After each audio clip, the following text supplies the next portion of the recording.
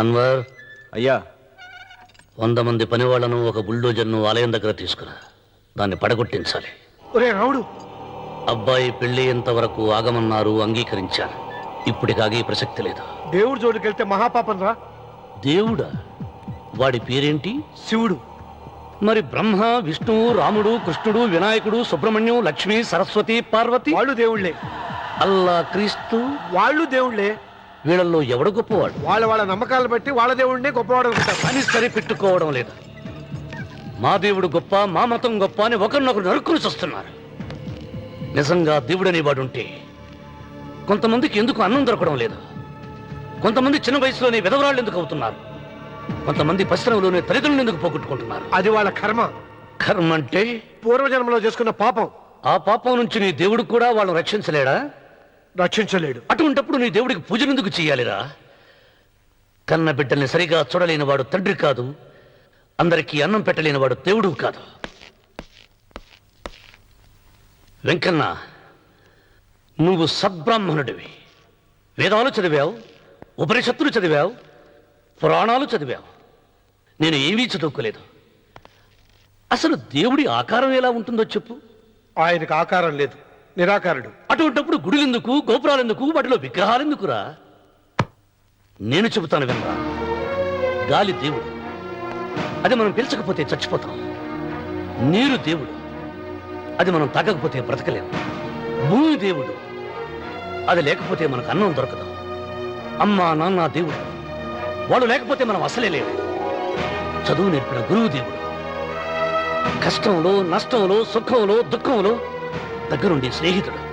స్నేహితుడు అంటే నువ్వు నాకు దేవుడివి. నీకు మొక్కుతాను రా, అంతేగాని ఆ నల్ల రాళ్ళకి రెపురెక్కి కాదు. అంటే గుడి మెట్లకి మొక్కే వాళ్ళంతా మూర్ఖులా? నైవేద్యం పెట్టి నమస్కారాలు చేసే వాళ్ళంతా పిచ్చివాళ్ళ?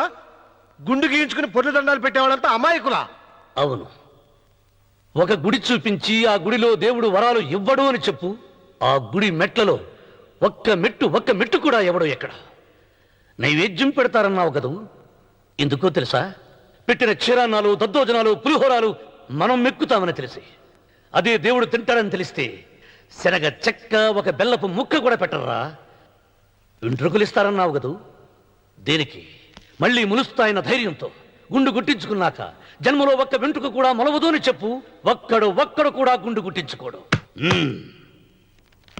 ఒరే రావుడు, గీతలో శ్రీకృష్ణుడు ఏం చెప్పాడో తెలుసా? చిచి!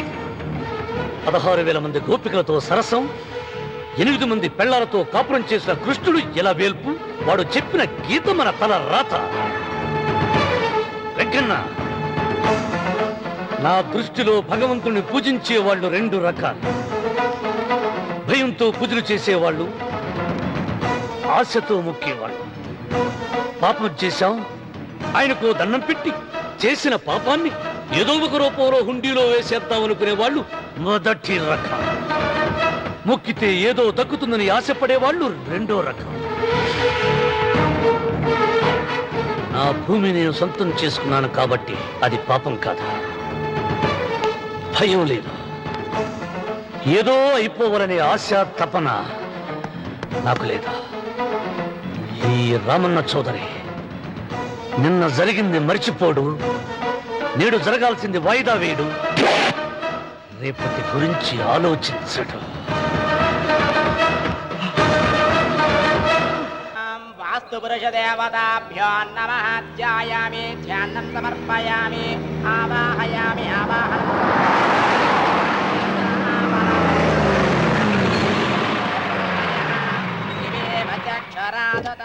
రండి రామన్న చౌదరి గారు. నా పేరు వెంకట్రావు, నేను సివిల్ ఇంజనీర్ని. మీరు ఎంతో గొప్ప మనసుతో బోల్డ్ అంత పొలం పోగొట్టుకుని 6 మైళ్ళ రోడ్డు వేద్దాం అనుకున్నారు. కానీ ఇప్పుడు మీ పొలంతో అవసరం లేకుండా గవర్నమెంటే రోడ్డు శాంక్షన్ చేసింది. ఆ ఆలయం కూడా పడగొట్టక్కర్లేదండి. చెరువుకు అడ్డంగా వంతెన నిర్మిస్తున్నారు. 2 మైళ్ళ దూరం కూడా తగ్గుతుంది.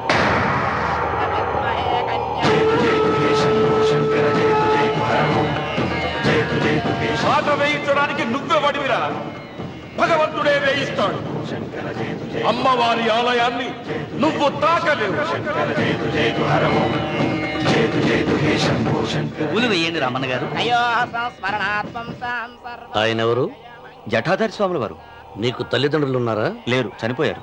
ఫోటో ఉందా? ఉంది.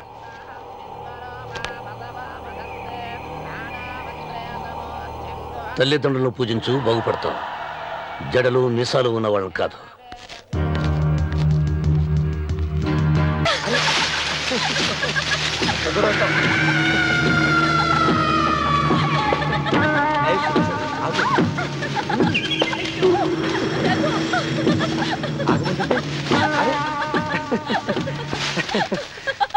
అయ్యో రఘు, నా మాట విను.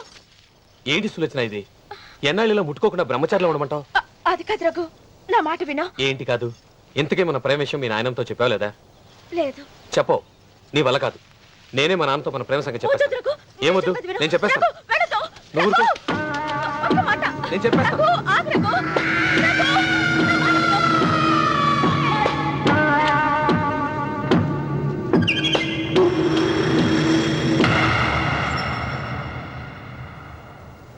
నువ్వా?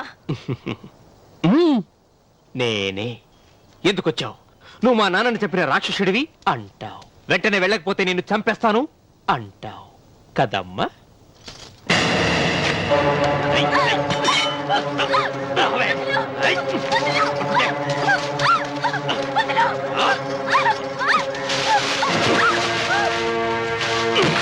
ముసలానా, లే, లే, చెప్పు.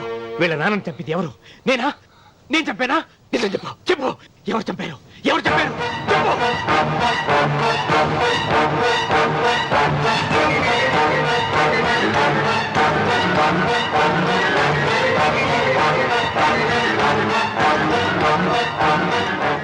ఇన్నాళ్ళు ఈ నిజం ఎందుకు చెప్పలేదు?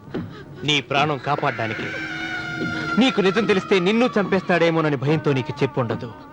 పాపానికి ప్రాయశ్చిత్తం కావాలమ్మా. దానికి మార్గం నేను చెప్తాను. మనం ప్రతీకారం తీర్చుకోవాలి. నీకు రఘు దక్కేలా నేను చేస్తాను. నీ తండ్రి చావుకి పగ తీరేలా చేస్తాను. ఆలోచించు.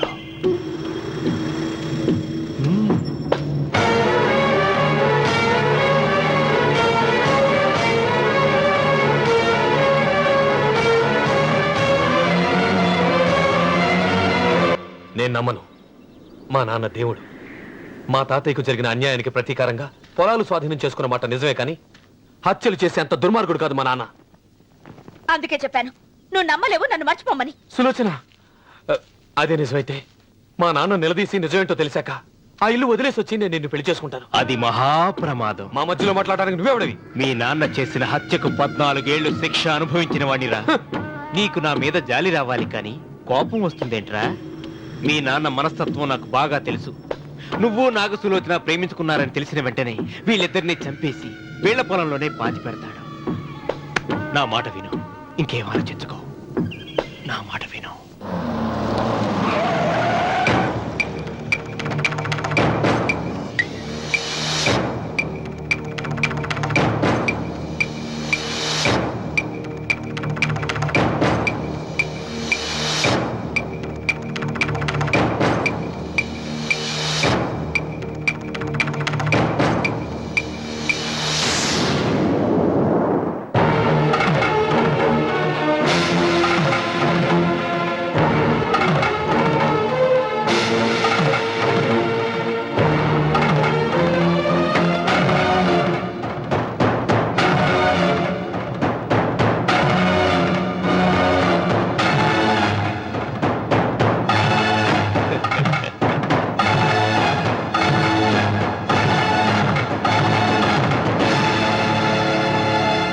అన్నయ్య నమస్కారం. వీధి గుమ్మం వైపుకైతే నువ్వు రావని పెరటి గుమ్మం వైపుకు నేనే తీసుకుని వచ్చాను. మీ నాన్న ఇచ్చే ముష్టి డబ్బుతో బ్రతికి నాగసులోచనని ప్రేమించావు. మీ నాన్న ఈ పెళ్లికి ఒప్పుకోడు కదరా అన్నాను. లేచిపోతామన్నాడు. లేచిపోతే మీ నాన్న పరువు ఏమవుతుందని నేనే దగ్గరుండి ఈ పెళ్లి జరిపించానన్నయ్య. వాళ్ళ నాన్నను చంపిన పాపానికి ఈ మాత్రం పుణ్యం చేయాలి కదా. వాళ్ళ నాన్నని ఎవరు ఎక్కడ ఎలా చంపారన్నది నేను ఎవ్వరితో చెప్పలేదు. నీ బాధ నాకు అర్థమైంది అన్నయ్య, నీ బాధ నాకు అర్థమైంది. రేయ్, ఏంట్రా అలా చూస్తూ నిలబడ్డారు? వచ్చి కాళ్ళ మీద పడి ఆశీర్వాదం తీసుకోండి.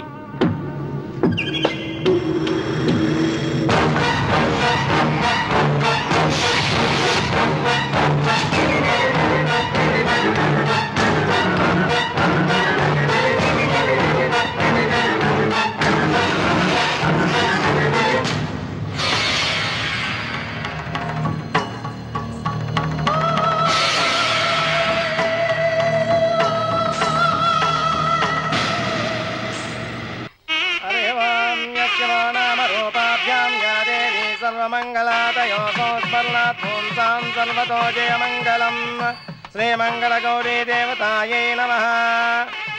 అమ్మా తమ రెండో కోడను కూడా తీసుకొచ్చి కూర్చోబెట్టండి. అలాగే. లంబోదరాంగ్రద్వయమంబగ శ్రీ సర్వస్వామ్యం.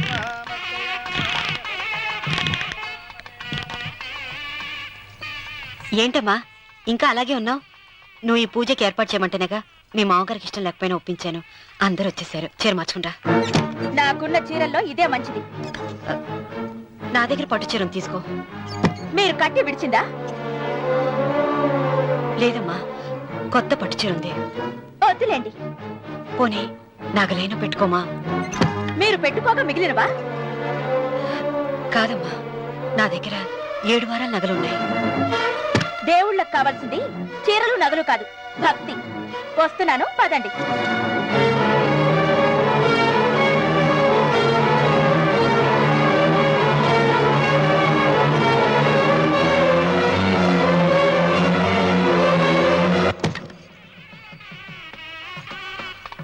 అమ్మా రెండో కోడను త్వరగా తీసుకురండి. ఈ హోరలోనే వ్రతం పూర్తి చేస్తే చాలా మంచిది. ఆ, రఘు ఇట్రా. ఏంటమ్మా? వెళ్ళి సులోచన త్వరగా తీసురా. అలాగే.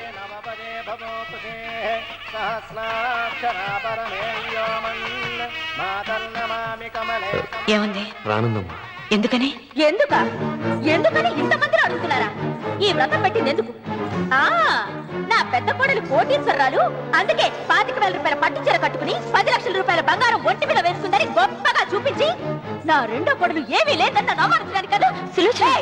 మాట్లాడక. అమ్మా, నీ కొత్త పట్టు చీర నగలు తనకివ్వమ్మా. ఇస్తానన్నాను రా, తానే వద్దంది. అయ్యో అయ్యో అయ్యో, ఎంత అబద్ధం! ఇస్తానన్నారా? మీరు ఇస్తానన్నారా? చూసారా చూసారా ఎంత అబద్ధం ఆడుతున్నారు? నీ మొహానికి ఈ నేత చీర వస్తున్నారు చాలే అన్నదు. నాగసులు వచ్చిన మీరు అలా అన్నారని ఈ ఇంటి మూలంగా చచ్చిపోయిన మా నాన్న మీద ఒట్టేసి చెప్తున్నారు. మీరు మీ ఆయన మీద ఒట్టేసి చెప్పండి. నేను మా ఆయన మీద ఒట్టేసి చెప్తున్నాను. ముత్తైదువులను పిలిపించింది పసుపు కుంకుమలు గాజులు ఇచ్చి పంపటానికి గాని, ఈ ఇంటి 4 గోడల మధ్య జరిగిన దానికి సాక్ష్యాలు రుజువులు ఇప్పించి పంపటానికి కాదు. నాగసులోచన, ఈ ఇంటికి 2 సింహద్వారాలున్నాయి. దేవుడిని ప్రేమించే వాళ్లకు ఒక గుమ్మం, దేవుడిని ద్వేషించే వాళ్లకు 2వ గుమ్మం. నీ ఇష్టం వచ్చిన గుమ్మం వైపు నువ్వు వెళ్ళవచ్చు.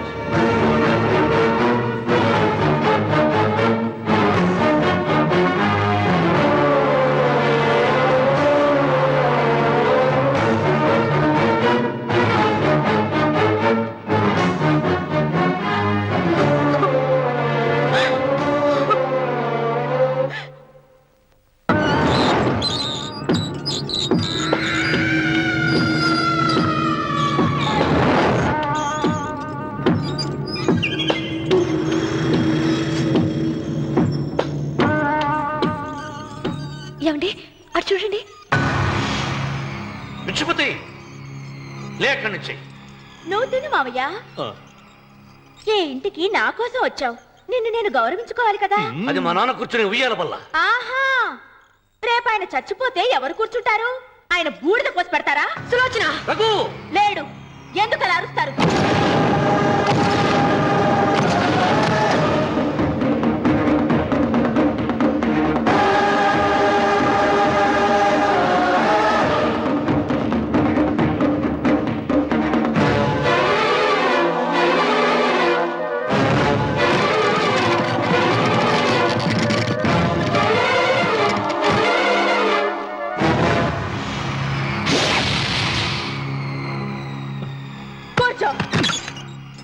నువ్వు ఈ ఉయ్యాల బల్ల నుంచి లేచావంటే నన్ను చంపుకు తిన్నట్టే. అన్వర్,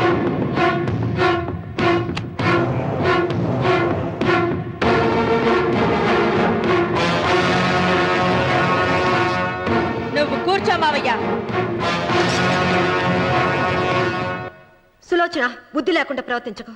వేప చెట్టుకు పాలు పోసి పెంచినా అది చేదుగానే ఉంటుంది, కానీ తీయగా మారదని ఆయన ఎన్నిసార్లు చెప్పినా ఆయన మాట వినకుండా నీ అడుగులకు మడుగులెత్తాను. ఆయన ఎవరనుకుంటున్నావు? ఈ ఇంటికి పెద్ద. దేనిలో పెద్దండి? హత్యలు చేయడంలోనా? పక్కవాడ పొలాలు ఆక్రమించుకోవడంలోనా? వీధిలోకి వెళ్లి పసిబిడ్డని అడిగినా చెప్తాడు ఆయన ఎంతటి నీచుడో హంతకుడోనని.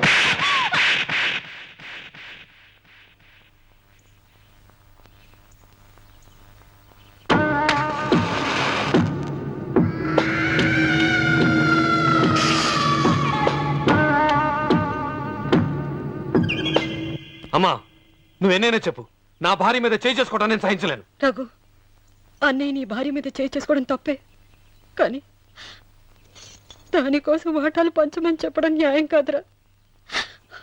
నాన్న అన్నయ్యని కూడా తన వాటా తీసుకుని వెళ్ళిపోమంటున్నారు. కావాలంటే నేను నీ భార్య కాళ్ళు పట్టుకుని క్షమాపణ చెప్తానురా. అమ్మమ్మమ్మమ్మమ్మమ్మమ్మమ్మమ్మ, నేను 100 సార్లు మీ కాళ్ళు పట్టుకుంటాను. మా బతికేదో మమ్మల్ని బతకనివ్వండి. ఏంటి నించున్నారు? రండి, అక్కడ ఎదురు చూస్తున్నారు. చేసిందంత చేసి కాళ్ళు పట్టుకుంటుందట మహాతల్లి. నీ కన్నీళ్లకు రాళ్ళు కరుగుతాయి గాని కన్నవాళ్ళు కరగరు సీత. సీత, వాళ్ళు చిన్నపిల్లలుగా ఉండేటప్పుడు ఎంత సంతోషంగా ఉండేవాళ్ళం. వాళ్ళు పెరుగుతుంటే ఆ సంతోషం తరిగిపోతూ ఉంటుంది. వాళ్ళు మన భుజం దాటి పెరిగాక ఇక గడప దాటి ఎప్పుడు వెళ్ళిపోతారా అని ఎదురు చూడటమే మన పని.